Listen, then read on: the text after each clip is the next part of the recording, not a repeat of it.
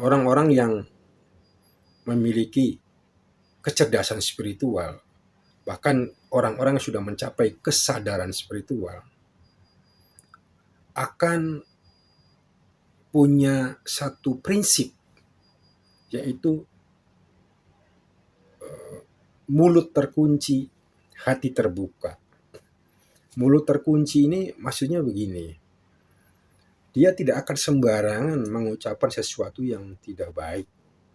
Apalagi dia tidak akan sembarangan menceritakan tentang pengalaman-pengalaman spiritualnya. Karena pengalaman spiritual itu bukan untuk konsumsi publik.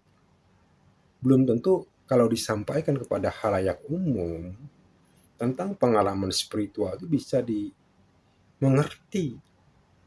Sehingga seorang yang telah memiliki kecerdasan spiritual, bahkan orang yang sudah mencapai kesadaran spiritual, akan punya prinsip mulut terkunci, hati terbuka.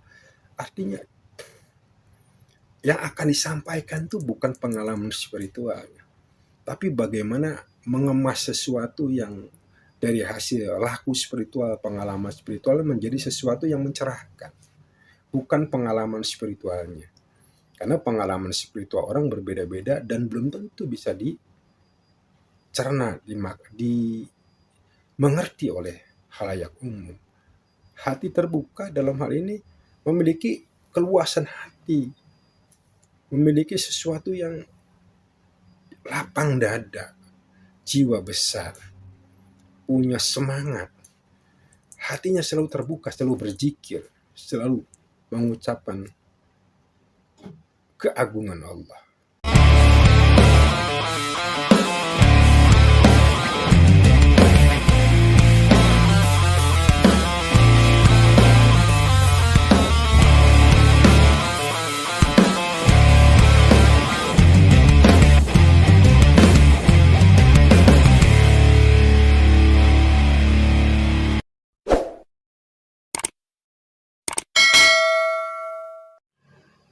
Assalamualaikum warahmatullahi wabarakatuh.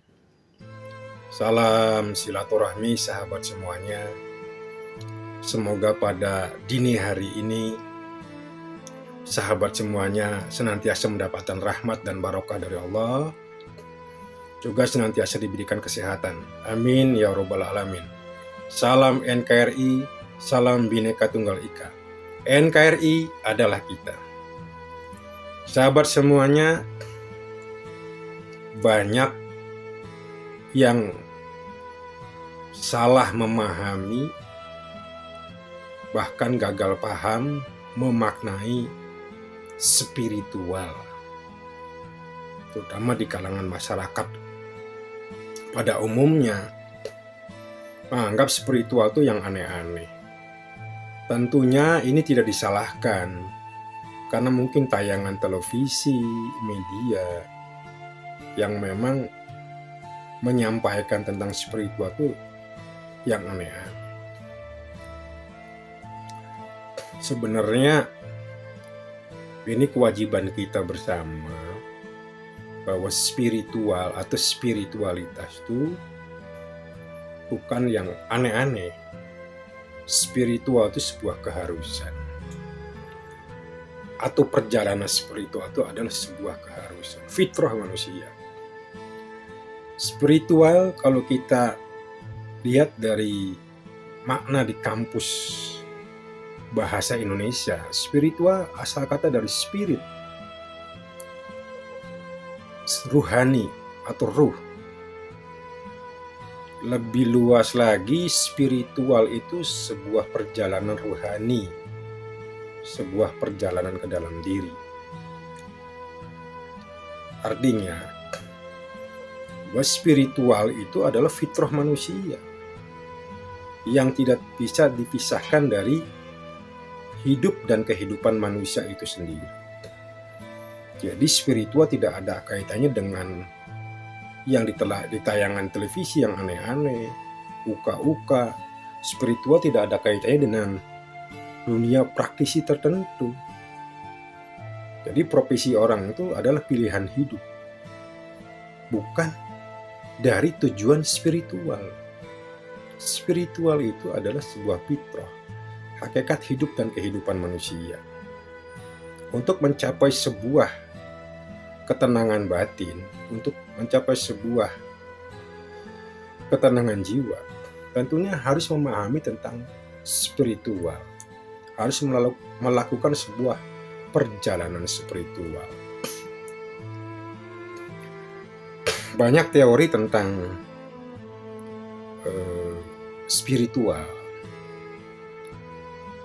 tentang kecerdasan spiritual atau SQ, bahwa kecerdasan spiritual itu adalah kecerdasan yang paling paripurna.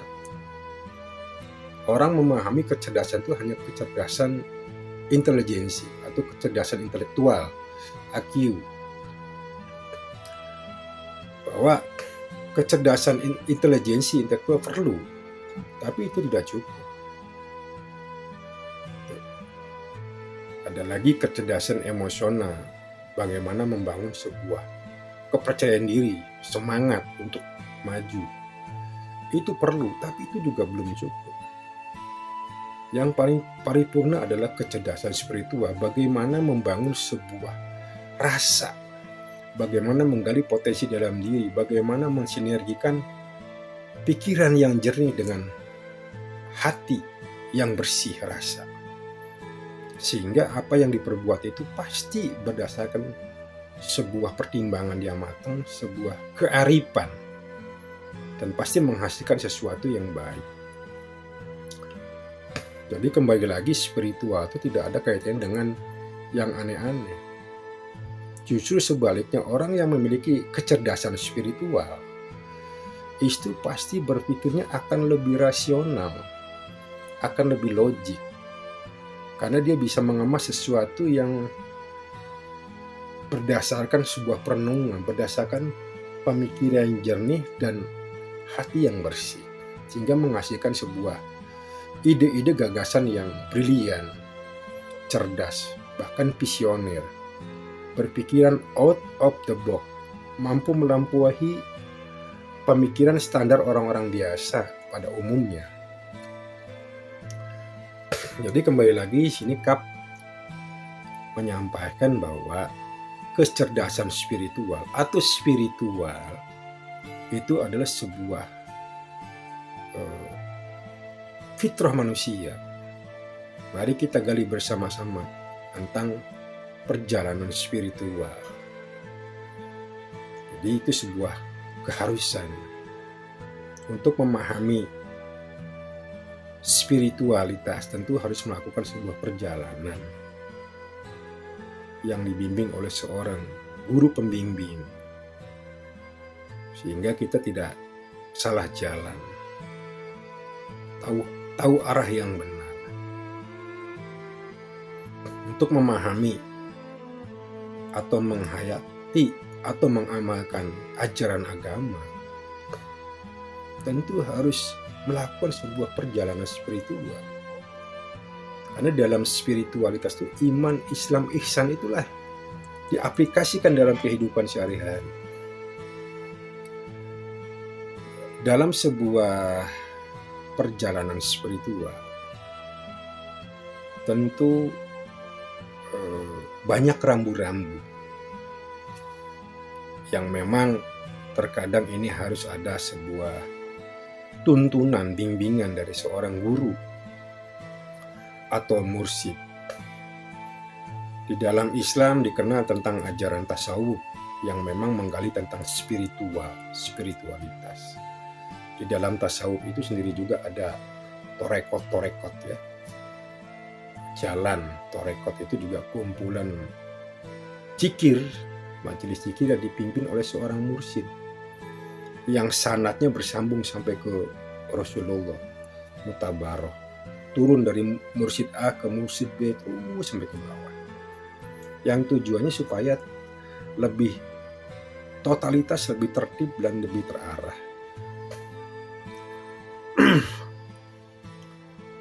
Orang-orang yang memiliki kecerdasan spiritual, bahkan orang-orang yang sudah mencapai kesadaran spiritual,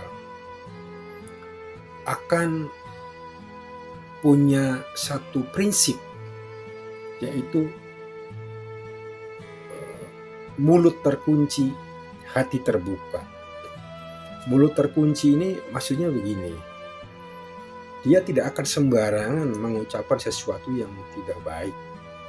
Apalagi dia tidak akan sembarangan menceritakan tentang pengalaman spiritualnya.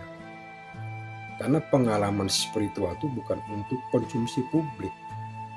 Belum tentu kalau disampaikan kepada khalayak umum tentang pengalaman spiritual itu bisa dimengerti. Sehingga seorang yang telah memiliki kecerdasan spiritual, bahkan orang yang sudah mencapai kesadaran spiritual, akan punya prinsip mulut terkunci, hati terbuka. Artinya yang akan disampaikan itu bukan pengalaman spiritual, tapi bagaimana mengemas sesuatu yang dari hasil laku spiritual, pengalaman spiritual menjadi sesuatu yang mencerahkan, bukan pengalaman spiritualnya. Karena pengalaman spiritual orang berbeda-beda dan belum tentu bisa dicerna, dimengerti oleh khalayak umum. Hati terbuka dalam hal ini memiliki keluasan hati, memiliki sesuatu yang lapang dada, jiwa besar, punya semangat. Hatinya selalu terbuka, selalu berzikir, selalu mengucapkan keagungan Allah, selalu mengucapkan kalimat thayyibah, selalu bersolawat. Jadi kembali lagi bahwa orang yang telah memiliki kecerdasan spiritual atau orang yang telah sampai kepada sebuah kesadaran spiritual punya prinsip mulut terkunci, hati terbuka. Dia tidak akan sembarangan mengucapkan sesuatu yang tidak baik. Dia tidak akan sembarangan menyampaikan kepada semua orang tentang pengalaman-pengalaman spiritualnya. Karena itu adalah sebuah pengalaman pribadi yang setiap orang berbeda-beda dan belum tentu setiap orang mau memahami tentang itu. Hati terbuka, selalu lapang dada, selalu hatinya ingin selalu mendekatkan diri kepada Allah. Itulah entry point dari kecerdasan spiritual. Orang-orang yang memiliki kecerdasan spiritual, orang-orang yang telah sampai kepada kesadaran spiritual, itu secara otomatis pikirannya akan jernih, hatinya akan bersih. Dari pemikiran yang jernih itu dengan hati yang bersih akan menghasilkan sesuatu yang luar biasa. Akan menghasilkan pemikiran-pemikiran yang out of the box. Pemikiran yang keluar dari zona aman, keluar dari standar orang-orang pada umumnya. Mempunyai ide-ide gagasan yang brilian, yang belum terpikirkan oleh orang lain. Berpikiran out of the box, visioner. Bahkan kepemimpinan, baik di kepemimpinan pemerintah, kepemimpinan di sebuah perusahaan atau dimanapun, leadership itu dibangun dengan sebuah kecerdasan spiritual. Tanpa kecerdasan spiritual, kepemimpinan akan hampa, akan kaku. Menghadapi sebuah persoalan, tidak akan bisa memecahkan persoalan itu. Sedangkan seorang pemimpin dituntut untuk bisa memecahkan persoalan, problem solving. Nah, problem solving ini bisa dilakukan oleh orang-orang yang telah memiliki sebuah kesadaran spiritual, kecerdasan spiritual. Jadi garis bawahi bahwa spiritual itu tidak ada kaitannya dengan uka-uka profesi seseorang, gitu. apalagi dikait-kaitan dengan hal-hal yang aneh-aneh, irasional. Justru seorang pejalan spiritual itulah yang akan mengubah dunia, mengubah peradaban dunia. Seorang pejalan spiritual yang sudah mencapai kepada kesadaran spiritual, yang sudah bisa mengasah kecerdasan spiritualnya, itulah yang punya ide-ide brilian, yang bisa mengubah tatanan dunia lebih baik, peradaban dunia. Kebangkitan nasional itu diawali dengan kebangkitan spiritual, dengan semangat, dengan tekad ingin memerdekakan bangsa ini, ingin bagaimana lepas dari imperialisme penjajah. Banyak pejuang-pejuang itu ada tokoh-tokoh pelaku spiritual atau pejalan spiritual, seorang salik, seorang sufi. Di Banten dikenal dengan Syekh Abdul Karim Al-Bandani, Mursyid Torekot Qadiriyah wa Naqsabandiyah. Itu juga pejuang bagaimana melawan imperialisme yang memperbudak pribumi. Banyak lagi ulama-ulama di Nusantara, termasuk Hadratus Syekh Baqi Haji Hasan Asy'ari, seorang sufi, seorang yang punya ide-ide brilian, seorang yang jenius, cerdas, pendiri Nahdlatul Ulama, termasuk ulama-ulama lainnya. Jadi pada masyarakat jangan salah memahami tentang makna spiritual. Mari kita pahami bahwa spiritual itu sebuah fitrah manusia, spirit rohani. Perjalanan spiritual seseorang itu adalah perjalanan rohani, perjalanan ke dalam diri, agar mengenal dirinya, dan tentu mengenal Tuhannya. Tanpa melakukan sebuah perjalanan spiritual, kita akan sulit mengenal diri kita yang sesungguhnya, mengenal siapa yang menciptakan kita. Perjalanan spiritual bukan mencari ilmu tertentu. Perjalanan spiritual adalah perjalanan mencari ridho Allah dengan cinta kita kepada Allah, dengan melakukan zikir, bertafakur, bermuhasabah, dan sebagainya. Orang-orang yang melakukan perjalanan spiritual yang totalitas istiqomah, tentunya dibimbing oleh seorang guru mursyid, akan mendapatkan sebuah bonus, katakanlah, ketajaman intuisi dan kejelasan pikiran. Jadi secara otomatis orang pelaku-pelaku perjalanan spiritual itu intuisinya akan tajam, tapi itu bukan tujuan, itu sebuah bonus, sebuah by system secara otomatis. Itulah, disitulah akan masuk sebuah isyaro-isyaro atau ilham. Kalau para nabi itu diberikan petunjuk itu mukjizat ya, tapi para pelaku perjalanan spiritual manusia itu diberikan petunjuk itu ilham. Nah, ilham itu, petunjuk itu biasanya dengan sampai kepada orang-orang yang mempunyai hati yang bersih, jernih. Itulah orang-orang perjalanan spiritual. Akan tetapi ilham itu pun tidak sembarangan untuk disampaikan kepada banyak orang. Dia akan cerna dulu, dia akan pilah-pilah dulu mana ya bisa disampaikan kepada khalayak umum.